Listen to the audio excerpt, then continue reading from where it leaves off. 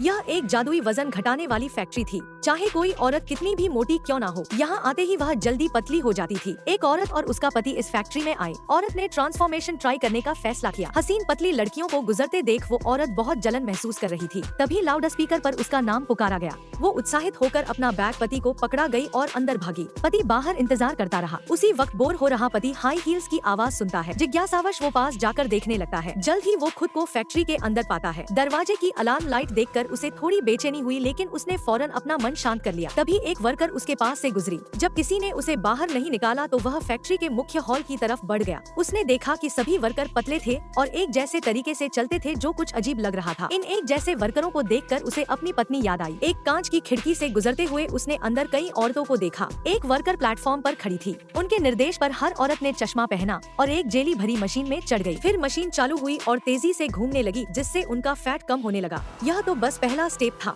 इसके बाद उन्हें एक ओवन में भेजा गया। प्रभाव बढ़ाने के लिए वर्कर्स समय समय पर उन पर वजन घटाने वाला लिक्विड छिड़कते थे। कुछ देर के इंसुलेशन के बाद वो लिक्विड पूरी तरह असर करता था, लेकिन हर औरत यह प्रोसेस सहन नहीं कर पाती थी। एक औरत चुपके से भाग निकली। कमरे में कई कंटेनर रखे थे। हर एक कंटेनर से एक पाइप फैक्ट्री से जुड़ा था। वो औरत चुपचाप पीछे की तरफ गई। वहाँ उसे कोने में एक ब्रेड मेकर दिखा। फिर एक केक सामने आया। चारों तरफ कोई नजर नहीं आया तो उसने केक उठाया और खाने लगी। बाकी औरतें आखिरी स्टेज पर पहुँच चुकी थी। जैसे ही उन्होंने अपनी जगह चुनी, कुछ पाइप अचानक उभरे और उन मोटी औरतों को बहुत पतले शरीर में बदल दिया। जब सारी प्रक्रिया खत्म हुई तभी फैक्ट्री का दरवाजा खुला। वजन कम कर चुकी हसीन औरतों का एक झुंड बाहर निकला। पति दौड़ता हुआ आगे आया और अपनी पत्नी को ढूंढने लगा, लेकिन उसे वह कहीं नजर नहीं आई। कुछ देर बाद उसकी पत्नी धीरे धीरे बाहर आई। हैरानी की बात यह थी कि वह बिल्कुल पहले जैसी ही दिख रही थी। हालांकि उसका वजन नहीं घटा था, लेकिन इस अनुभव से उसमें आत्मविश्वास आ गया था। पति ने चैन की सांस ली। उसने अपनी पत्नी को गले लगाया, क्योंकि वह उसे वैसे ही प्यार करता था जैसी वह थी। तुम पबजी खेलते हो या फ्री फायर? कमेंट करें।